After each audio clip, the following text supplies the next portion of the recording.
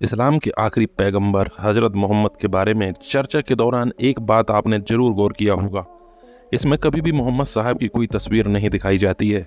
इसकी वजह यह है कि इस्लाम में अल्लाह या किसी दूसरे भी पैगंबर को पेंटिंग, तस्वीर या किसी दूसरे तरीके से दिखाना मना है। ज़्यादातर मुसलमानों के लिए तो मोहम्मद साहब को चित्र वगैरह के माध्यम से दिखाना बिल्कुल ही वर्जित है। उनका चित्र या मूर्ति बनाना उनका अपमान समझा जाता है। माना जाता है कि यह बुत परस्ती या मूर्ति पूजा को बढ़ावा देना है। जब भी कोई इस नियम को तोड़ता है तो यह भारी विवाद का कारण बन जाता है। आपको पैगंबर मोहम्मद के कार्टून प्रकाशित करने पर फ्रेंच साप्ताहिक पत्रिका शार्ली एब्दो की घटना याद होगी। लेकिन इस्लाम में ऐसे नियम क्यों हैं? क्यों पैगंबर को चित्र या किसी और माध्यम से दिखाना प्रतिबंधित है? क्या पैगंबर का भी कोई चित्र रहा है? इस संबंध में मुसलमानों का धार्मिक ग्रंथ कुरान क्या कहता है? इस पाबंदी ने इस्लामी कला को किस हद तक प्रभावित किया है? ऐसे बहुत सारे सवाल हैं जिनके जवाब इस वीडियो में तलाशने की कोशिश की गई है। कुरान के बारे में क्या कहा गया है, सबसे पहले आपको बताते हैं। इस्लाम के पवित्र ग्रंथ कुरान में अल्लाह की तस्वीर या पैगंबर मोहम्मद की तस्वीर पर विशेष या स्पष्ट तौर पर कोई पाबंदी नहीं है, चाहे ये तस्वीर तराशी हुई हो या फिर चित्रकारी के जरिए बनाई गई हो। लेकिन कुरान में कई जगह पर ऐसा कहा गया है जिसके आधार पर इस्लाम के जानकार कहते हैं कि इस्लाम में तस्वीर बनाना मना है। कुरान में कुल 114 चैप्टर हैं जिन्हें सूरा कहा जाता है। हर चैप्टर या सूरे के अंदर छोटे छोटे खंड होते हैं जिन्हें आयत कहा जाता है। पूरे कुरान में कुल 6236 आयतें हैं। जानकारों के मुताबिक कुरान के 42वें सूरे की 42वें नंबर आयत में कहा गया है, अल्लाह ही धरती और स्वर्ग को पैदा करने वाला है, उसकी तस्वीर जैसी कोई चीज़ नहीं है। कुरान में लिखी इन बातों के आधार पर इस्लाम के जानकार मतलब निकालते हैं कि अल्लाह को किसी मनुष्य के हाथों से बनाई गई तस्वीर में कैद नहीं किया जा सकता। उसका सौंदर्य इतना ज़्यादा है और महिमा इतनी बड़ी है कि मनुष्य के हाथों इसका चित्रण नहीं हो सकता है। अगर किसी ने ऐसा करने की कोशिश भी की तो अल्लाह का अपमान माना जाएगा। मोहम्मद साहब के बारे में भी यही मान्यता लागू होती है। कुरान के चैप्टर या सूरह नंबर 21 की आयत नंबर 52 से 54 में कहा गया है, इब्राहिम ने अपने पिता और उनके लोगों से कहा, ये किन तस्वीरों की पूजा कर रहे हैं आप? उन्होंने कहा, हमने अपने पूर्वजों को इनकी पूजा करते देखा है। इस पर इब्राहिम ने कहा, निश्चित तौर पर आपने देखा होगा, आपके पिता ने भी इसे देखा होगा, लेकिन ये निश्चित तौर पर गलती थी। इस आयत का हवाला देते हुए इस्लाम के जानकार मानते हैं कि तस्वीरें बुत परस्ती यानी मूर्ति पूजा को बढ़ावा देती हैं।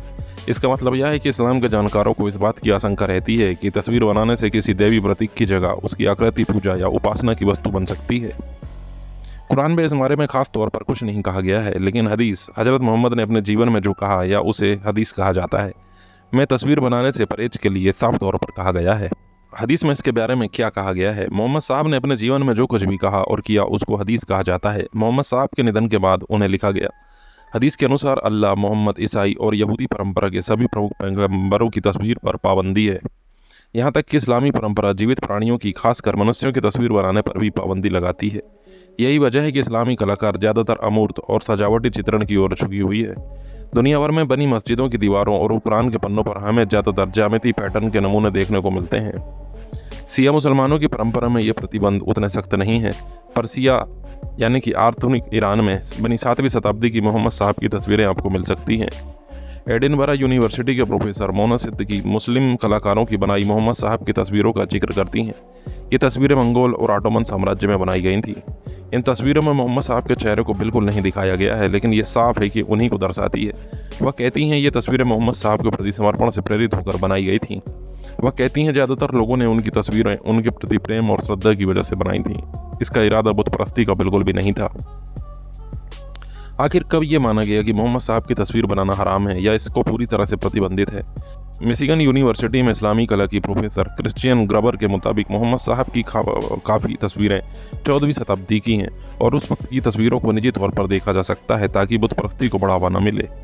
ग्रूबर कहती हैं कि 18वीं सदी में बड़े पैमाने पर प्रिंट मीडिया के प्रसार से इसे चुनौती मिलने लगी। इस बीच कई मुसलमान देशों पर यूरोपीय ताकतों और विचारों ने अपना आधिपत्य कायम कर लिया। इसका भी इस विषय पर असर हुआ।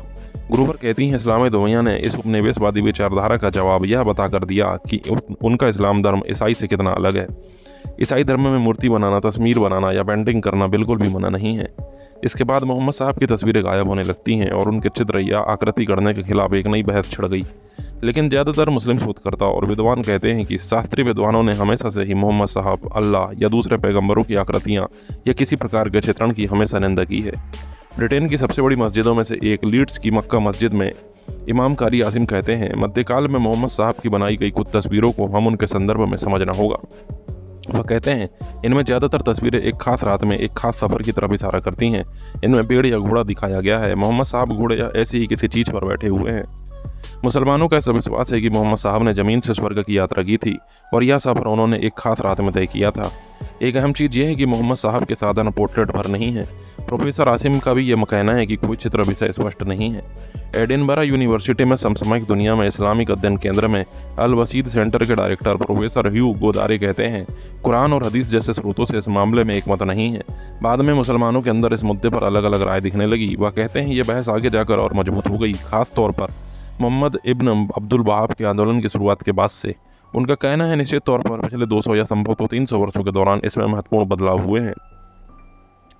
जैसा कि पहले कहा गया है, इस्लाम के शिया और सुन्नी पंथों में मोहम्मद साहब की तस्वीर या आकृति बनाने को लेकर अलग अलग विचार रहे हैं, लेकिन मोटे तौर पर इस्लामी धर्मगुरुओं, विद्वानों, विशेषज्ञों में इस बात पर आम सहमति है कि मोहम्मद साहब की तस्वीर किसी भी रूप में नहीं बनानी चाहिए। हालांकि इस्लाम में पोर्ट्रेट बनाना पूरी तरह से प्रतिबंधित नहीं है, लेकिन इन पोर्ट्रेटों को धार्मिक संदर्भों में नहीं देखना चाहिए। यही वजह है कि हमें कई मुस्लिम बादशाहों, रानियों की तस्वीरें मिल जाती हैं, लेकिन कुरान में वर्णित अल्लाह, पैगंबर या किसी दूसरे की नहीं।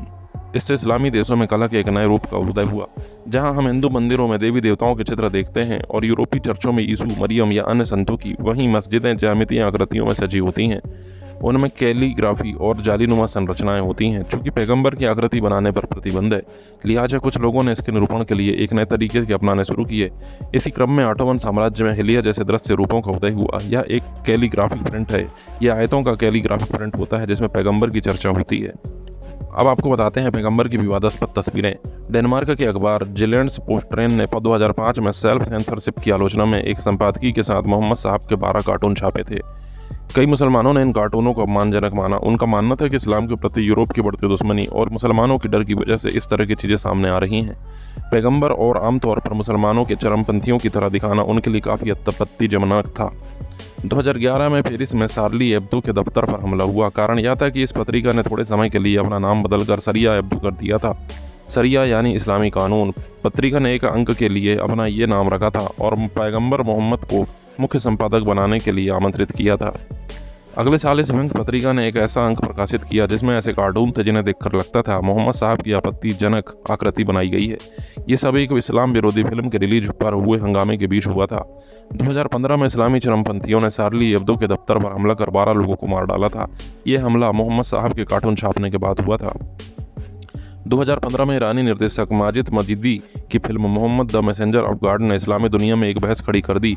यह फिल्म मोहम्मद साहब की शुरुआती ज़िंदगी पर आधारित थी, लेकिन इसमें सीधे तौर पर किसी तरह से पैगंबर का चित्रण नहीं किया गया था। ईरान में कईयों ने इसकी तारीफ की, लेकिन कई देशों में इस फिल्म को प्रतिबंधित कर दिया गया। 2020 में पेरिस के एक शिक्षक सैमुअल पैटी का गला काट दिया गया था। उन्होंने अपनी क्लास में अभिव्यक्ति की स्वतंत्रता का पाठ समझाने के लिए मोहम्मद साहब के कार्टून का इस्तेमाल किया था। भारतीय कानून क्या कहता है, आपको बताते हैं। भारतीय कानून में सीधा ऐसा कोई प्रावधान नहीं है जिससे भारत में मोहम्मद साहब की आकृति या तस्वीर बनाने के बारे में जिक्र करता है, लेकिन इस संबंध में कोई भी शिकायत धार्मिक मामलों से संबंधित भारतीय दंड संहिता के तहत दर्ज की जा सकती है। शिकायतकर्ता कह सकता है कि उसने धार्मिक भावनाओं को आहत किया गया है या फिर इससे दंगा भड़कने की आशंका है। आईपीसी की धारा 153A और 153B, 295A और 298 के तहत इस तरह के मामले दर्ज किए जा सकते हैं। 1553A के मुताबिक अगर कोई दंगा करने का उद्देश्य से कोई भड़काऊ बयान देता है या ऐसी कोई कार्रवाई करता है तो यह अपराध माना जाएगा। इसके तहत दोषी पाए जाने पर 3 साल तक की जेल या जुर्माना या दोनों किया जा सकता है। अगर किसी धार्मिक स्थल के पास ऐसा किया जाता है तो फिर दोषी पाए जाने पर 5 साल तक की सजा हो सकती है। आईपीसी की धारा 295A के तहत जानबूझकर किसी भी धर्म या धर्म की भावना अहित करना अपराध है और इसके तहत 3 साल तक की सजा या जुर्माना या दोनों या फिर दंड मिल सकता है।